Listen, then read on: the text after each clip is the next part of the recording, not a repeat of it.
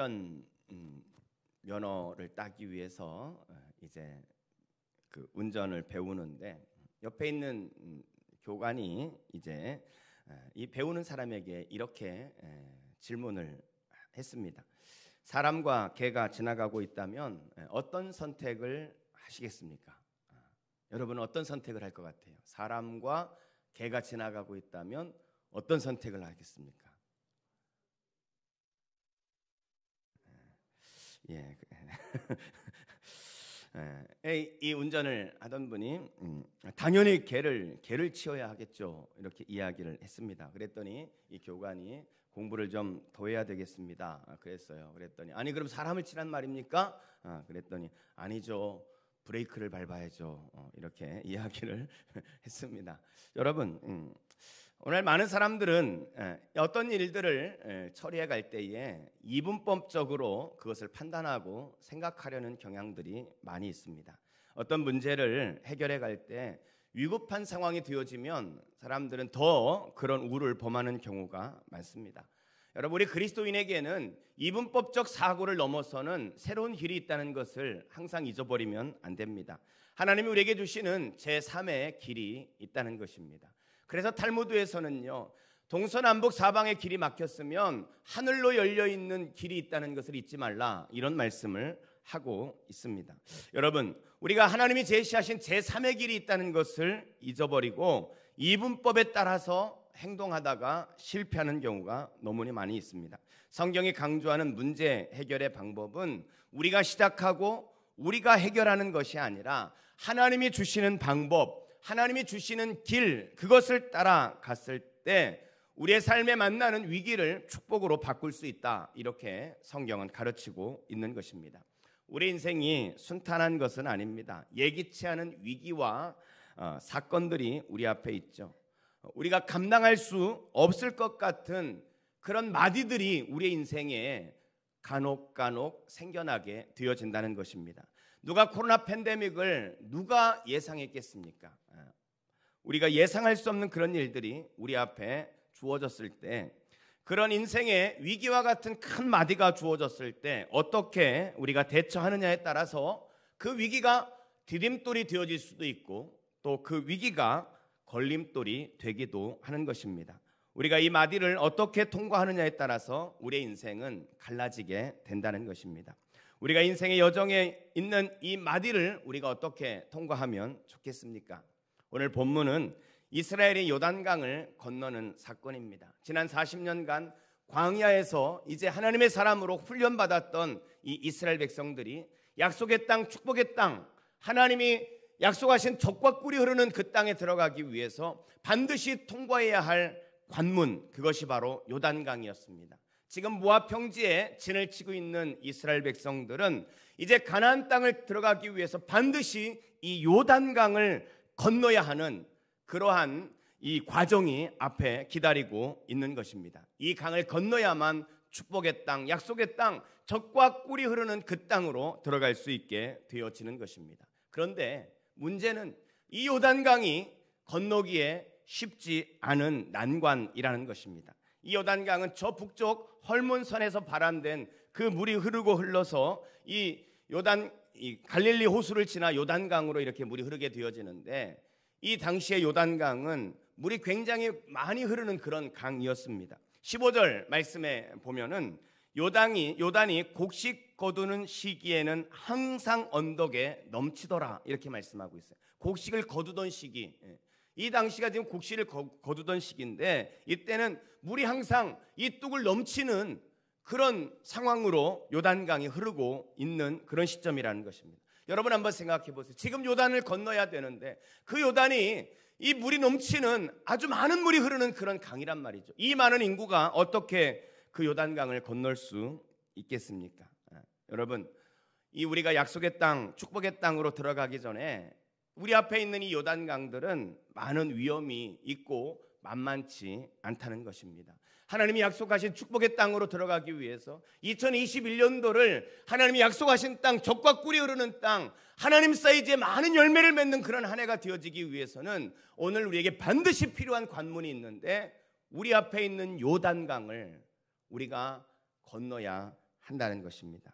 여러분, 우리 앞에 있는 요단, 아무리 힘든 일이라 할지라도요, 포기하는 사람에게는 축복의 땅, 약속의 땅은 들어갈 수 없게 되어지는 것입니다. 여러분, 인생의 마디가 있습니다. 코로나 팬데믹이라는 특별한 마디를 우리가 경험해 가고 있고, 어떤 이는 질병이라는 위기의 마디를, 어떤 사람은 경제적 위기가 우리의 인생의 마디를 이루기도 하고, 어떤 사람은 가정의 위기, 자녀들이 힘든 시간을 지나가는 그런 위기의 마디들이 우리 앞에 있단 말이죠. 우리가 이 위기를 잘 극복하고 잘 통과해야만 우리 앞에 있는 기적을, 하나님 축복을, 하나님 사이즈의 열매를 그렇게 맺을 수 있는 것입니다. 오늘은 그래서 이 본문에 이스라엘 백성들이 어떻게 요단강을 건너는지 이것을 살펴보면서 우리 인생 앞에 놓인 요단강과 같은 마디를 어떻게 건너야 할지 그것을 함께 살펴보도록 하겠습니다. 자, 그렇다면 우리는 어떻게 이 요단강이란 위기의 관문을 통과할 수 있을까요? 어떻게 요단강이란 마디를 통과할 수 있을까요? 첫째, 머물렀던 곳을 떠나야 합니다. 한번 따라해 보겠습니다. 머물던 곳을 떠나야 합니다. 머물던 곳을 떠나야 합니다. 1절과 3절에 보면은 떠나라는 단어를 2번 사용하고 있는 것을 볼 수 있습니다. 저 앞에 요단강이 요단강이 있는데 그들이 지금 시딤이라는 지역에 머물러 있었단 말이죠. 그때 하나님은 이스라엘 백성들에게 시딤을 떠나라 이렇게 말씀하세요. 자, 1절 말씀입니다. 1절에 보면 또 여호수아가 아침에 일찍이 일어나서 그와 모든 이스라엘 자손들과 더불어 시딤에서 떠나 요단에 이르러 건너가기 전에 거기에 유숙하니라. 시딤에서 떠나서 바로 요단강 바로 앞에 머물게 되어졌다는 겁니다. 또 3절에 보면 백성에게 명령하여 이르되 너희는 레위 사람 제사장들이 너희 하나님 여호와의 언약궤 매는 것을 보거든 너희는 있는 곳을 떠나 그 뒤를 따르라 이렇게 말씀하고 있어요. 떠나라는 것입니다. 여러분, 이 요단강을 건너기 위해서는 반드시 우리에게 필요한 것이 있어요. 뭐냐면 있는 자리를 떠나야 된다는 거예요. 항구에 정박해 있는 배가 새로운 목적지를 향해서 출발하려고 한다면 제일 먼저 해야 되는 게 뭐겠습니까? 육지에 묶어놓은 밧줄을 풀러서 지금 메어져 있는 그 자리를 떠나면서부터 시작이 되어지는 것입니다. 오늘 여호수아는 요단강을 건너기 전에 시딤을 떠나라 이렇게 말씀하고 있어요. 여러분, 이 시딤이라는 것은 성경에 보면 몇 번 이렇게 언급되어지는 것을 볼 수 있습니다. 특별히 민수기 25장 말씀에 보면 이스라엘 백성들이 출애굽을 하거든요. 출애굽을 해가지고 광야를 지나는 동안에 이 모압 지역에 왔을 때 모압 여인들이 이 이스라엘 남자들을 유혹을 하게 되어집니다. 그래서 그들이 모압 여인의 유혹을 받아서 바알부올이라는 우상에게 예배를 드렸던 것입니다. 그리고 그것에서 모압 여인들과 음행을 저질렀던 장소가 바로 시딤이라는 장소입니다.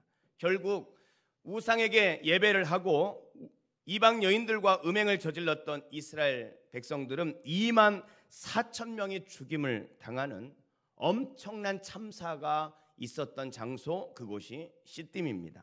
그래서 인지는 모르겠지만 창세기 14장 10절에 보면 이 시딤을 가리켜서 역청구덩이가 많은 곳으로 묘사를 하고 있는 것을 볼 수 있습니다.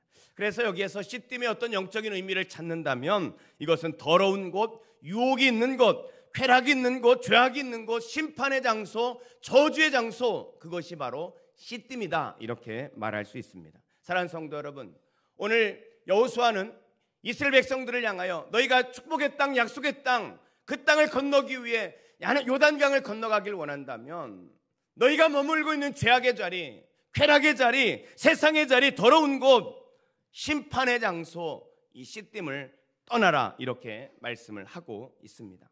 여러분들이 새해를 시작하면서 나름대로 새해 어떤 소망을 마음에 품었을 것입니다. 하나님께서는 여러분의 삶 가운데 2021년도를 향하여 하나님을 기대하고 말씀으로 도전하는 사람에게 하나님이 주시는 축복이 있고 하나님이 준비하시는 열매가 있다는 것을 하나님 우리에게 말씀하십니다. 우리가 그런 열매와 그런 축복을 기대할 때에 하나님 분명히 우리의 마음 가운데 말씀하시는 시딤이 있다고 저는 믿습니다. 여러분 개인에게 하나님이 주셨던 여러분이 떠나야 할 시딤, 세상의 쾌락과 내가 끊어야 할 어떤 죄악의 그 자리, 하나님이 분명히 그것을 정리하라고, 그것을 떠나라고 말씀하시는 것이 있을 거예요. 사랑하는 성도 여러분, 전 여러분들이 정말 2021년도를 축복으로 만들기를 원하신다면 우리의 삶에 하나님이 요구하시는 떠나야 할 시점을 믿음으로 떠날 수 있기를 주의 이름으로 축복합니다. 어떤 사람들은 과거에 매여서 있는 분이 있어요. 과거는 이미 지나갔고 엎질러진 물이란 말이죠. 우리가 예수를 믿는 그 순간 누구든지 그리스도 안에 있으면 새로운 피조물이라 이전 것은 지나갔으니 보라 새 것이 되었다 이렇게 선언하고 있지 않습니까? 우리가 예수 믿는 사람이 되었다면 더 이상 과거에 묶여 있으면 안 됩니다. 과거라는 시점에서 떠나야 한다는 것입니다. 우리가 이제는 하나님이 주시는 비전을 바라보면서 믿음으로 앞을 향해 전진하는 그런 삶을 살아야 한다고 하나님 우리에게 요구하고 계십니다. 신방을 갔는데 한 남편이 이제 이런 이야기를 하는 거예요. 저희 아내는 히스토리컬해서 참 어렵습니다. 이렇게 이야기하는 거예요. 히스토리컬해서 어렵대요. 그래서 제가 이 남편이 잘못 말했나? 히스테리 그러잖아요. 히스테리컬하다 해야 되는데 잘못 말해서 히스토리컬이라고 말했나? 이렇게 다시 물었더니 아니래요. 분명히 히스토리컬해서 어렵다는 거예요. 그래서 무슨 뜻이냐? 이렇게 물었더니 하는 말이 뭐냐면 우리 집사람은 뭐 좀 문제만 생기면은 그냥 지난 과거의 히스토리를 다 끄집어내 가지고 계속 그 이야기를 반복하기 때문에 히스토리컬 해가지고 참 괴롭다고 이렇게 이야기를 하는 거예요. 그래서 제가 아내에게 그런 이야기를 했습니다. 그리스도인은 예수 믿는 사람은 히스토리컬 하면 안 됩니다. 예수 믿는 사람은 히스토리컬 하면 안 돼요. 왜냐하면 하나님은 우리의 과거에 지나온 죄의 모든 것들을 기억하지도 않고 다 용서하셨다고 말씀하셨거든요. 하나님이 용서하실 뿐만 아니라 기억하지도 않는 하나님이세요. 그 하나님의 용서를 받은 우리라면 우리는 당연히 지난 과거의 죄에 대해서, 지난 과거의 이 잘못한 것에 대해서, 그것에 대해서 당연히 우리는 잊어야 되죠. 우리는 지난 과거에 붙잡혀 사는 삶이 아니라 미래를 향해서 달려갈 수 있는 그런 삶이 되어져야 된다는 것입니다. 여러분, 자꾸 과거에 잘못한 거 자꾸 이야기하지 마세요. 만나면 이제는 미래를 이야기하고 비전을 이야기하고 하나님 나라를 향한 도전을 이야기하고 하나님이 주신 축복을 이야기하는 그런 여러분이 되시기를 주의 이름으로 축복합니다. 우리가 화목한 가정 성경을 하고 있지 않습니까? 이제 2주 지났는데 계속 강조하고 있는데 어떻게 여러분 은혜가 있는지 모르겠어요.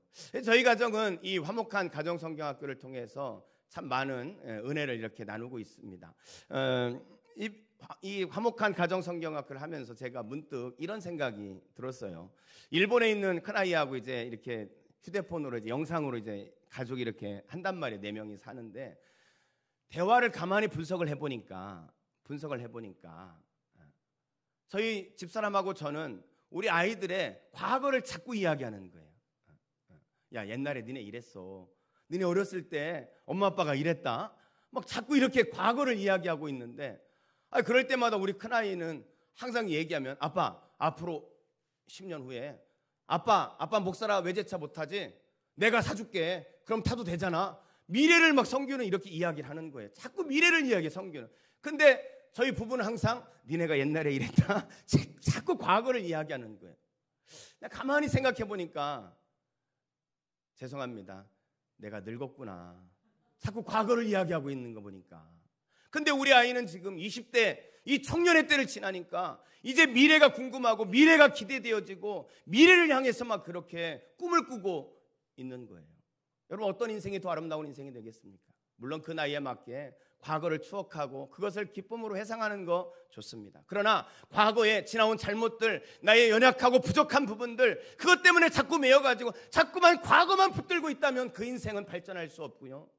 그 인생은 축복된 삶을 살아갈 수가 없는 거예요. 여러분 우리가 가나안 땅, 약속의 땅을 들어가길 원한다면 이 우리 앞에 있는 관문인 요단강을 건너길 원한다면 시딤을 떠날 수 있기를 주의 이름으로 축복합니다. 우리가 시딤을 떠났을 때 우리는 그때서야 미래를 향한 도전을 시작할 수 있게 될 것입니다.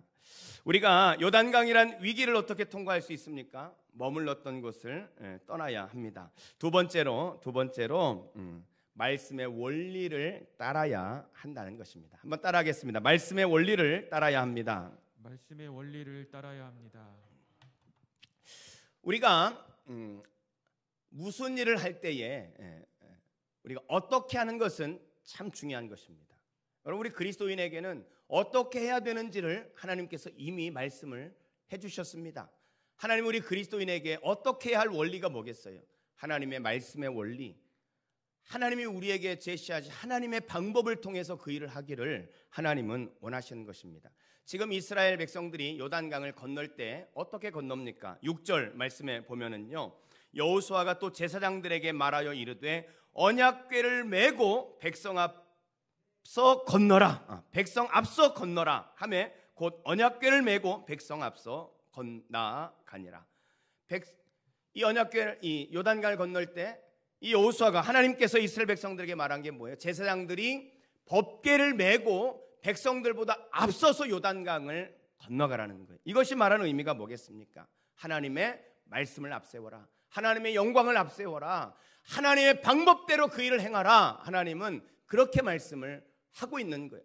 아무렇게나 요단강을 건너는 게 아니에요. 우압지들처럼 그냥 막 요단강을 뛰어들어서 건너라고 말씀하고 있지 않아요. 하나님의 말씀인 법궤를 앞에 두고 하나님의 영광을 생각하면서 요단강을 건너는 것이다. 요단을 건너는 것은 다 방법이 있는 것이고 하나님이 인도하시는 그 길이 있는 것이다. 그 방법대로, 그 길대로 요단강을 건너야 된다. 하나님이 그렇게 말씀을 하고 계시다는 것입니다. 여러분, 우리가 요단강을 건널 때는요, 하나님의 말씀을 따라야 돼요. 하나님이 기뻐하시는 방법을 따라서 그 일을 해야 요단강을 건널 수 있는 거예요. 그래서 9절 말씀에 보면은 여호수아가 이스라엘 자손에게 이르되 이리 와서 너희의 하나님 여호와의 말씀을 들으라, 이렇게 말씀하고 있어요. 우리가 하나님의 방법을 따르려면요, 하나님의 말씀을 들어야죠. 하나님이 기뻐하시는 것이 무엇인지를 말씀을 통해서 판단하고, 그래서 판단되어진 대로 그 말씀을 따라서 그 일을 행해 가야 하는 것입니다.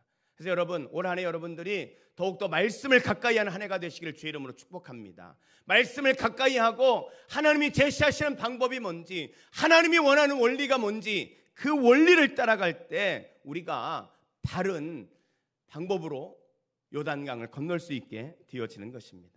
근데 많은 사람들이 이 요단을 앞두고 있으면 어떻게 합니까? 야, 이 요단강이 얼마나 깊지? 내가 도대체 이곳에 들어가면 내가 빠져 죽겠지? 이 긴 거리를 어떻게 건너지? 인간적인 방법들을 생각하고 인간적인 방법을 택해서 하려고 합니다. 여러분, 그러나 오늘 이스라엘 백성들은 철저히 하나님의 방법을, 하나님의 말씀의 인도하심을 따라서 요단강을 건너고 있다는 것을 여러분 기억하십시오. 전 여러분들이요, 올 한 해 하나님을 더 가까이, 하나님을 정말 더 깊이 만나는 그런 한 해가 되어졌으면 좋겠습니다. 올 한 해를 시작하면서 제 마음 가운데 하나님 앞에 몇 가지 결심을 했는데, 그 결심의 첫 번째가 뭐였냐면 여주동행이었어요. 주님과 더불어서 동행하는 한 해를 살아야 되겠다. 내 삶의 모든 순간 정말 하나님을 잊지 말고 하나님과 함께 하는 삶을 살아야 되겠다. 제가 아직 좀 이렇게 부분이 어깨가 좀 아파요. 아프긴 아프는데 많이 좋아졌습니다. 지금은 이제 잠을 그래도 잘 자요. 잠 잘 자니까 얼마나 좋은지 모르겠어요. 근데 이제 이 아파가지고 잠을, 사실 지지난주까지만 해도 잠을 못 잤어요. 아파가지고 계속 밤이 되면 너무 괴로운 거예요. 근데 제가 올해와 작년하고의 아픔을 이렇게 당했을 때, 잠이 안 올 때 대처하는 방법이 조금 달라졌습니다. 전에는 할 수 있는 게 없으니까, 할 수 있는 게 없어요. 일어나가지고 책을 읽기도 아프고, 소파에 앉아 있는 것도 힘들고, 그러니까 앉아서 이렇게 걸어 다니는 거예요. 이렇게 거실을 이렇게 걷는 겁니다. 제가요, 거실을 하루에, 그 좁은 거실을 2만 보씩 걸었다니까요. 거실을 이렇게. 근데 올해 달라진 게 있어. 올해 달라진 게. 저희 거실에 보면 이쪽 끝에 예수님 사진이 하나 있고 이쪽 끝에 예수님 사진이 있거든요. 근데 제가 이제 거기를 왔다 갔다 하면서 걷는데 예수님을 보려면 고개를 살짝 들어서 이렇게 봐야 돼요. 근데 저한테 필요한 게 고개를 들고 이렇게 바른 자세로 걷는 게 중요하단 말이에요. 그러니까 항상 예수님을 보고 딱 걸으면은 제 자세가 딱 바르게 이렇게 걸어갈 수 있어요. 그래서 항상 예수님을 보면서 주님 바라보며 걷습니다. 이러고 걷는 거예요. 제가 이 좁은 거실에서 주님 바라보며 걷습니다. 이러면서 이렇게 걷는 거예요. 근데 어느 순간 보면요, 제 고개가 또 땅에 가 있어요. 이렇게. 이거 안 되지. 주님 보면서 걸어야지. 주님 바라보며 걷습니다. 또 이렇게 걷다 보면 또 이렇게 땅을 바라보는 게, 고개가 숙여지는 게 이게 습관화되어 있어가지고, 그러니까 자세가 이렇게 될 수밖에 없는 거죠. 이러고 걸으니까 이러고. 야, 너무 습관화되어 있구나.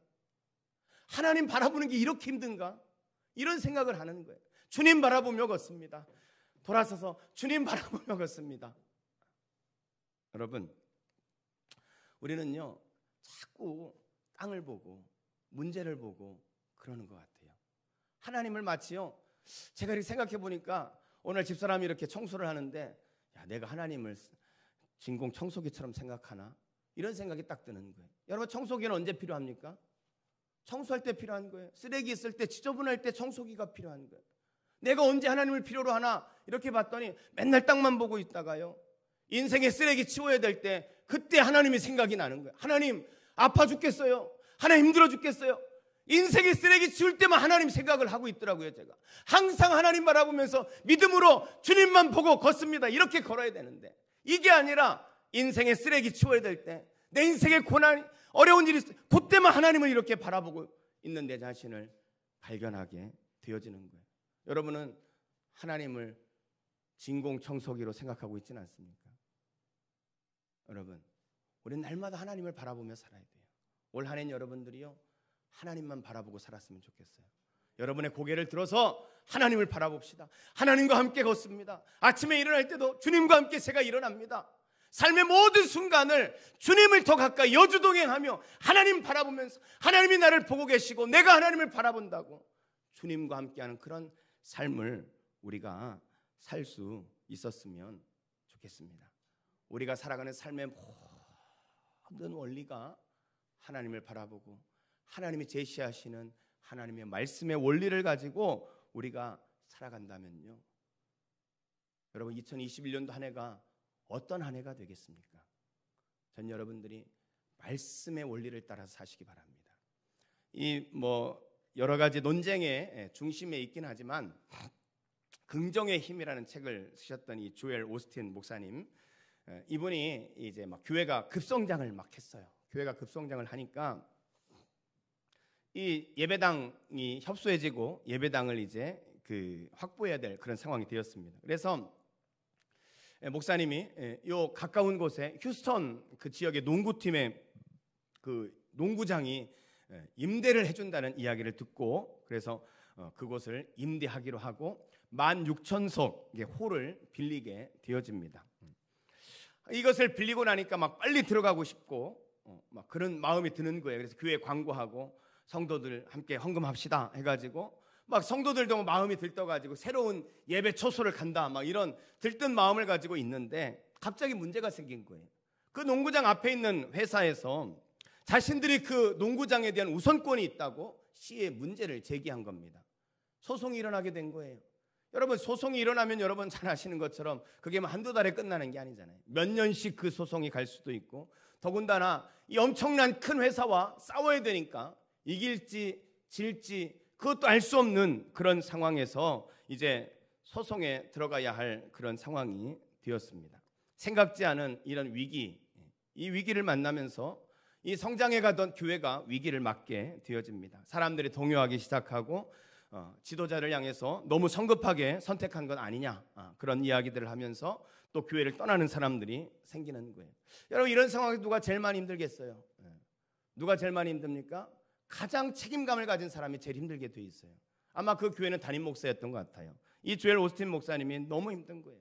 이 문제를, 우리 앞에 있는 이 위기를, 이 요단강을 어떻게 건너야 될 것인가, 목사님은 기도하기 시작합니다. 기도하는 것밖에 없었고요. 기도를 하는데 기도하던 중에 하나님께서 하나님의 말씀을 하나 이렇게 깨닫게 하시는 거예요. 역대상 20장 17절 말씀이에요. 역대상 20장 17절 말씀에 보면 이 전쟁에는 너희가 싸울 것이 없나니, 이 전쟁에는 너희가 싸울 것이 없다. 너희는 대열을 이루고 서서 너희와 함께한 여호와가 구원하는 것을 보라.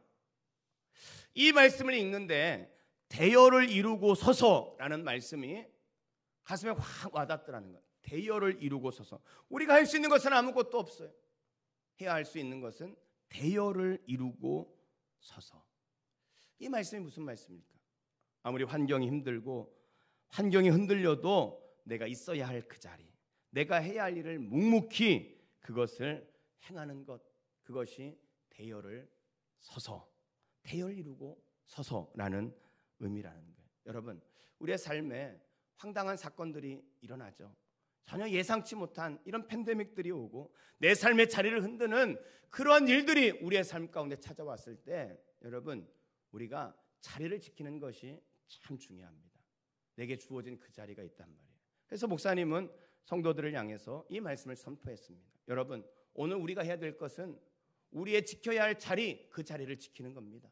기도해야 할 사명이 있는 분들은 기도하십시오.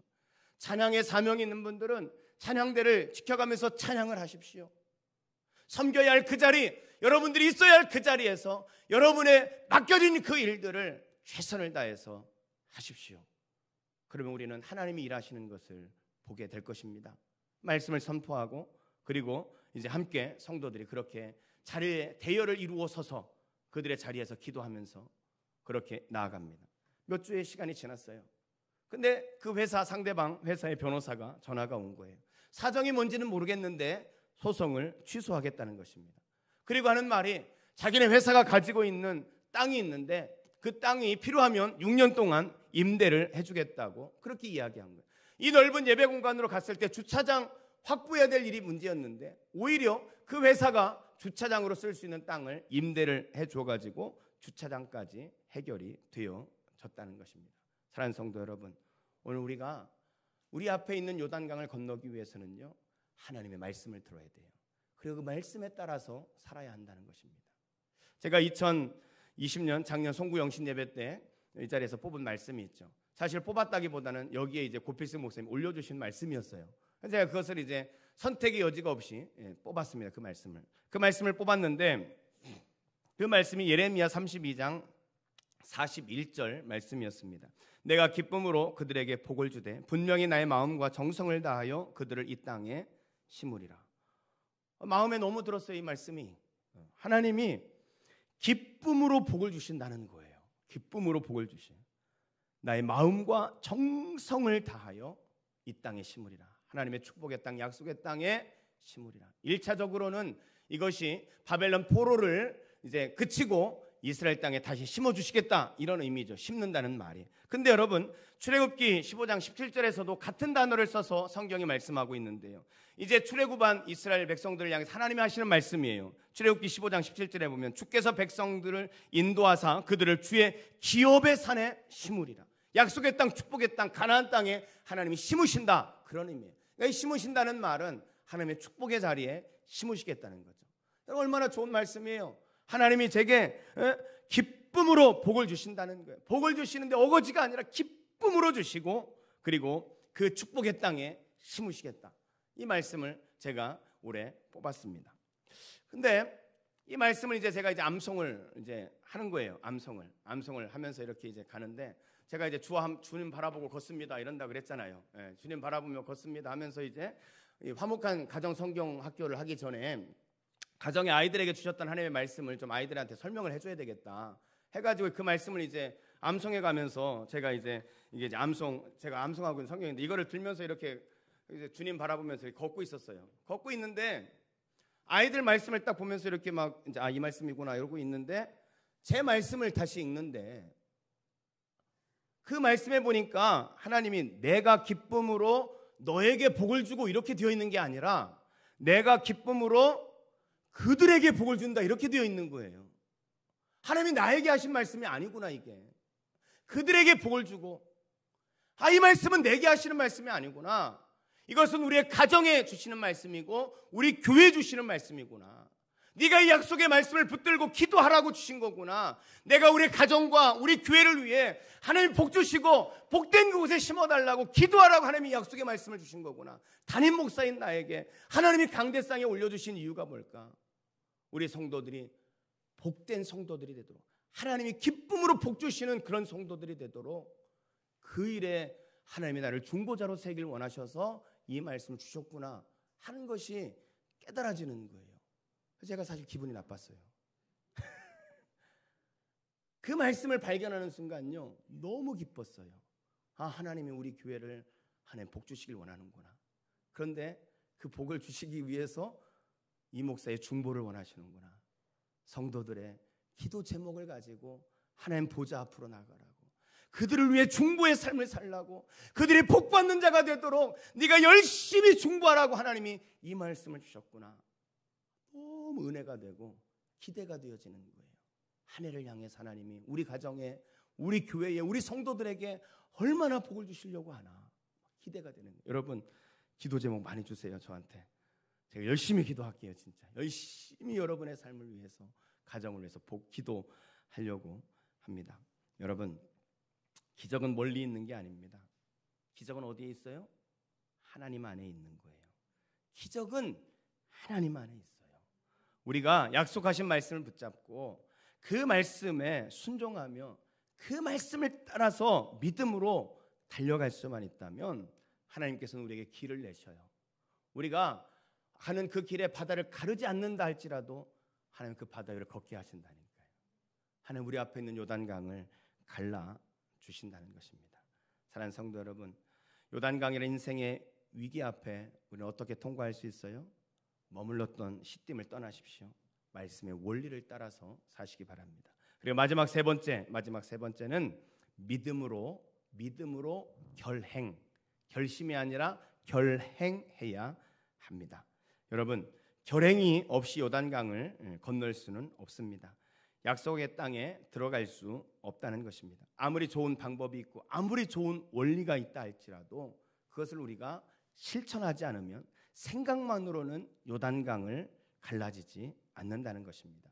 여러분, 이스라엘 백성들이 어떻게 갈라진 요단강을 건너게 되어집니까? 14절과 16절까지의 말씀을 보면, 15절 중반에 보면 이런 말씀이 있어요. 궤를 맨 자들이 요단에 이르며 궤를 맨 제사장들의 발이 물에 잠기자. 제사장들의 발이 물에 잠겼어요. 곧 위에서부터 흘러내리던 물이 그쳤다. 이렇게 말씀을 하고 있습니다. 여러분, 하나님의 원리가 있습니다. 그런데 아무리 하나님의 말씀이 있고 그 말씀에 능력이 있다 할지라도 내가 그 요단강에 발을 내딛지 않고는 그 요단강은 갈라지지 않는다는 것입니다. 우리 인생에 그런 요단강을 극복하는 원리도 그렇습니다. 문제 앞에 서성이고 있다고 풀어지는 게 아니에요. 문제 앞에 근심하고 염려한다고 되는 게 아닙니다. 과감하게 발을 내딛으라는 것입니다. 시퍼런 물이 흐르고 있다 할지라도 하나님을 신뢰하고 믿음으로 결단하고 하나님의 말씀을 의지하여 내가 건너겠습니다 하며 발을 내딛어 건너갈 때 믿음으로 시도하는 가운데 하나님은 길을 내시고 건너갈 수 있게 하시는 것입니다. 저는 2021년도가 여러분의 삶 가운데 실천하는 해, 말씀을 결단하고 그 말씀으로 믿음으로 시도하는 그런 한 해가 되어질 수 있기를 주의 이름으로 축복합니다. 여러분, 미국의 JC펜이라는 유통업 백화점이 있습니다. 이 1902년에 제임스 캐시 페니가 이 백화점을 설립했는데 그가 세상을 떠날 때는요, 이 백화점이 미국에 무려 1660여 개가 있었다 그래요. 지금은 이제 또 한 50년의 시간이 지나면서 지금은 이제 그 백화점이, 제가 이제 기사를 이렇게 리서치를 해보니까 뭐 이렇게 이제 파산 위기에 이르렀다고 하더라고요. 근데 이 백화점을 처음에 만들고 그 백화점의 부흥을 가져왔던 사람이 누구냐면 이 J.C. 펜이었어요.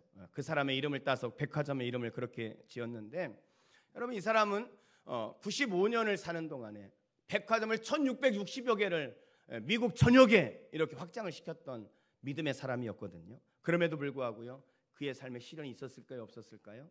시련이 있었죠. 그는 2번의 아내와 사별하는 그런 아픔을 겪고 결혼을 3번이나 했어요. 부러워하는 분 있어요? 그러면 안 됩니다. 얼마나 아팠겠어요. 그리고 세계 대공황이 닥쳐가지고 주식시장이 붕괴되어지면서 자기의 전 재산을 쏟아 넣었음에도 불구하고 700만 달러, 당시에 700만 달러니까 얼마나 큰 빚이겠습니까? 빚을 떠안게 되어집니다. 54세에 이 페니는 근심과 불면증으로 고통스러운 나날을 그렇게 보내야 했습니다. 밤이 되면 죽음의 불안과 공포에 떨면서 진정제, 수면제를 복용하면서, 그런데도 뜬 눈으로 밤을 새워야 하는 그런 시간들을 보내게 되어집니다. 그는 죽을 때가 가까웠다고 생각을 하고 기독교 단체에서 운영하는 그런 요양원에 들어가게 돼요. 어느 날 이제는 자기의 삶의 마지막이라고 생각을 해서 밤에 가족들에게, 친구들에게 마지막 편지를 쓰고 잠자리에 들었습니다. 이제 눈을 뜨면 죽어야 된다 하는 생각으로 마지막 편지를 쓰고 잠자리에 들었는데 어디에선가 음악 소리가 들리는 거예요. 어디에 음악 소리인가? 음악 소리에 뭔가 이끌려가지고 그 음악이 들리는 곳에 갔더니 예배당에서 찬송을 부르는 소리였습니다. 찬송가 382장 너 근심 걱정 말아라 주 너를 지키리. 예배당 뒷자리에 앉아서 그 찬송이 흘러나오는 그 예배당에서 그 찬송을 따라 부르면서 얼마나 많이 울었는지. 너 근심 걱정하지 말아라 주 너를 지키리. 이 찬송을 부르면서 하나님이 함께 하시는 것을 깨닫고 하나님이 함께 하시기 때문에 다시 일어날 수 있다는 용기가 생겨지고, 그러면서 그는 그 자리에서 다시 한번 새로운 재기를, 새로운 도전을 하나님 앞에 결심합니다. 그리고 나서 그는 그 역경을 극복하고 다시 일어나게 되어졌던 것입니다. 그가 성공을 제기한 후에 이 내 삶을 어떻게 하면 하나님이 기뻐하시는 삶을 살 수 있을까? 하나님 내게 이렇게 많은 물질을 주셨는데 이 물질을 가지고 어떻게 하면 하나님 나라를 위해 쓸 수 있을까? 고민을 하다가 은퇴하신 목사님들을 위해서 건물을 100동을, 주택 100동을 건축을 하게 되어집니다. 100동을 건축하고 그리고 그 자리에서 이렇게 이야기를 했어요. 자신의 삶에서 어떻게 하면 많은 것을 많은 사람에게 줄 수 있을까? 이 나눔을 생각하고, 그리고 내 삶에 어떠한 상황이든 감사하는 삶을 살아갈 때 하나님이 내게 복을 주신다는 것을 깨닫게 되었습니다. 나눔의 삶을, 그리고 감사의 삶을 살 때 하나님이 복을 주시는 것을 깨달았습니다. 그러면서 그는 다음과 같이 또 이렇게 말했습니다. 내가 처한 모든 문제에 감사합니다. 내가 그 문제를 극복하고 나면 내 자신이 더욱더 강해지고 성장해 있는 것을 발견하게 되어지고, 그렇기 때문에 내 앞에 또 다른 문제가 생겨졌을 때 나는 하나님이 함께 하심으로 그 문제를 극복한 경험이 있기 때문에 그 앞에 있는 문제를 더 잘 극복하고 믿음으로 승리해낼 수 있었습니다. 나는 어려움 속에서 성장했습니다. 나는 어려움 속에서, 고난 속에서 성장했습니다. 사랑하는 성도 여러분, 그렇습니다. 오늘 우리가 어려운 시간들을 지나고 있지만요, 이것이 우리에게 걸림돌이 될 수 있지만 이것이 우리에게 디딤돌이 될 수 있다는 것을 기억하십시오. 우리의 고난은 오히려 우리를 성숙시키는, 우리의 고난은 오히려 우리를 축복의 땅으로 인도하려는 하나님의 계획이 숨겨져 있고 하나님의 뜻이 숨겨져 있다는 것을 기억하십시오. 아직 강가에서 서성이고 있는 분이 있다면, 문제 앞에 서성이며 결단하지 못하고 있는 분이 있다면, 사랑하는 성도 여러분, 여러분의 씨팀 떠나야 할 것을 떠나시길 바랍니다. 이제는 말씀을 붙들고 그 말씀과 함께 믿음으로 결단하고 믿음으로 시도하는, 그래서 올 한 해 하나님이 준비하신 기적을 경험하는, 하나님의 열매를 경험하는 그런 한 해가 되시기를, 그런 삶의 주인공이 되시기를 주의 이름으로 축원합니다. 기도하겠습니다.